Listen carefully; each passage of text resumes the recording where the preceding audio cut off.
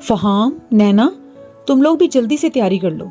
कोई ज़रूरी सामान है तो वो भी बैग में रख लो। बताया था ना मैंने कि हमने कुछ दिन के लिए अर्शिया आंटी के घर जाना है, इसलिए तुम लोग अपनी तैयारी कर लो। मामा, ये अर्शिया आंटी कौन है? पहले तो कभी हम इनके घर नहीं गए। ये कौन है? आपने कभी हमें इनके बारे में बताया ही नहीं, और अब हम अचानक से उनके घर जा रहे हैं। बेटा, ये तुम्हारे अब्बू के पुराने दोस्त हैं, पुराने जानने वाले हैं, लेकिन आना जाना नहीं रहा क्योंकि तुम्हारे अब्बू बाहर चले गए और फिर मैं भी अपनी ज़िंदगी में मसरूफ़ हो गई तुम लोगों के साथ। अब तुम्हारे अब्बू ने उनके लिए कुछ चीज़ें भेजी हैं, वो दे के आनी है, और सुना है कि अर्शिया आंटी की तबीयत भी कुछ ठीक नहीं है, तो इसलिए सोचा कि हम लोग कुछ दिन घूम फिर आएं। अरे सुकैना, तुम? यार सूरज किधर से निकला है, यकीन नहीं हो रहा। तुम कहाँ चली गई थी? इतना अरसा तुम लोगों ने तो चक्कर ही नहीं लगाया। अरे बच्चे भी कितने बड़े हो गए हैं। बस अर्शिया बाजी, आपको तो पता है कि जवाद के जाने के बाद बच्चों की जिम्मेदारी तो मुझ पर थी, इसलिए बस इन्हीं की देखभाल में लगी रहती थी, कभी वक्त ही नहीं मिला। बस अब आपकी तबीयत का सुना तो दौड़ी चली आई। मैं परेशान हो गई थी कि पता नहीं आपकी तबीयत इतनी ख़राब क्यों हो गई है, क्या हुआ है आपको, सब ठीक तो है ना? नहीं सुकैना, मैं इतनी भी बीमार नहीं, थोड़ी बहुत बीमारी तो चलती रहती है। पता नहीं अनवर ने ऐसे तुम लोगों को क्यों कहा। अच्छा खैर छोड़ो, अच्छा ही हुआ कि तुम लोग इसी बहाने आ गए। अब तुम लोग फ्रेश हो जाओ, मैं खाना लगाऊं। नैना, फहाम, तुम लोगों ने खाना पेट भर कर खाना है। मैंने तुम लोगों की पसंद का खाना बनाया है। मैंने तुम्हारी माँ से पूछ लिया था कि तुम लोगों को खाने में क्या क्या पसंद है, बिल्कुल वही बनाया है। पेट भर कर खाना खाना है अब तुम लोगों ने। और बताओ कैसा बना? अर्शिया आंटी, खाना तो बहुत मजे का बना है, मेरी पसंद का है सब, मैं तो पेट भर कर खा रहा हूँ। अर्शिया, खाना बन गया है ना? जल्दी से खाना लगा दो, सुबह से भूखा हूँ, बहुत भूख लगी है। हाँ भाभी, मुझे भी बहुत भूख लगी है, सुबह से मैंने कुछ नहीं खाया, ऊपर से बाजार में सामान ढूंढते ढूंढते मैं तो थक गया हूँ। अब बस जल्दी से खाना लगा दें। अरसलान को तो मैंने मेहमानों के लिए कुछ जरूरी सामान लेने भेजा था, लेकिन अनवर आप कहाँ गायब थे? आपको तो मैंने किसी काम नहीं भेजा, और आपका खुद का भी कोई काम नहीं था, फिर सारा दिन कहाँ गायब थे? ओ बेवकूफ औरत, हर वक्त मेरी टो में लगी रहती हो। तुम्हें जितना कहा है उतना करो, मैं जहां मर्जी जाऊं, मैं अपने दोस्तों के साथ जाऊं या कहीं भी जाऊं, तुमसे जितना कहा है उतना करो। खाना लगाओ। मेरी बेटी, मेरी बेटी, मेरी बच्ची कहाँ चली गई? अरसला। ये किसके रोने की आवाजें आ रही हैं? बाहर चल के देखते हैं, पता नहीं क्या हुआ। अरे रुकैया बहन, आप क्यों रो रही हैं? क्या हुआ है? सब ठीक तो है ना? कुछ बताएं तो सही, क्या हुआ है? अर्शिया, मेरी अर्सला पास दुकान पे चीज लेने गई थी, उसके बाद वापस नहीं आई। सुबह से इतने घंटे हो चुके हैं, मैंने हर जगह ढूंढ लिया, पर मेरी अर्सला बता रही किधर चली गई है। कहीं बाकी बच्चों की तरह मेरी अर्सला भी तो। अर्शिया बाजी, आपके गांव के हालात इतने खराब हैं, आपने मुझे क्यों नहीं बताया? यहाँ इतने अरसे से बच्चे अगवा हो रहे हैं और मैं अपने मासूम बच्चों को लेकर यहीं पे आ गई। कम से कम आप मुझे बताती तो सही।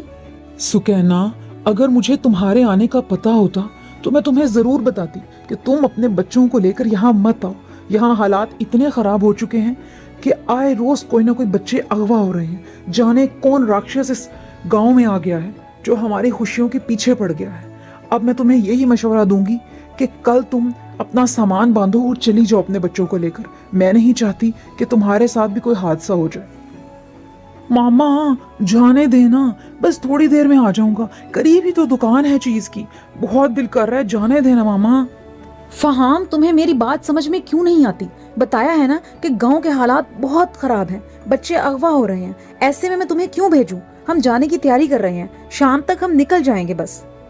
सुकैना बहन, आप क्यों इतना परेशान हो रही हैं? बच्चा है बेचारा, जिद कर रहा है, जाने दें। ऐसा करें, मैं इसके साथ चला जाता हूँ, बिल्कुल इसके साथ ही रहूंगा, चीज दिलाकर इसे वापस ले आऊंगा, थोड़ी देर की तो बात है। ठीक है अनवर भाई, सिर्फ आपकी जिम्मेदारी पर मैं इसे आपके साथ भेज रही हूँ, लेकिन इसका ख्याल रखिएगा और फौरन चीज दिलाकर वापस ले आए। बस हम तैयारी कर चुके हैं, शाम में हमने निकल जाना है। अनवर भाई, कहाँ रह गए थे आप? इतनी देर लगा दी, हमारे जाने का टाइम हो गया है। और ये आपके साथ फहाम नहीं आया? वो तो आपके साथ ही गया था चीज लेने, अभी तक वापस क्यों नहीं आया? आप चुप क्यों हैं? कुछ बोले ना। बताएं फहाम कहाँ है? वो सुकैना बहन, मैं शर्मिंदा हूं आपसे।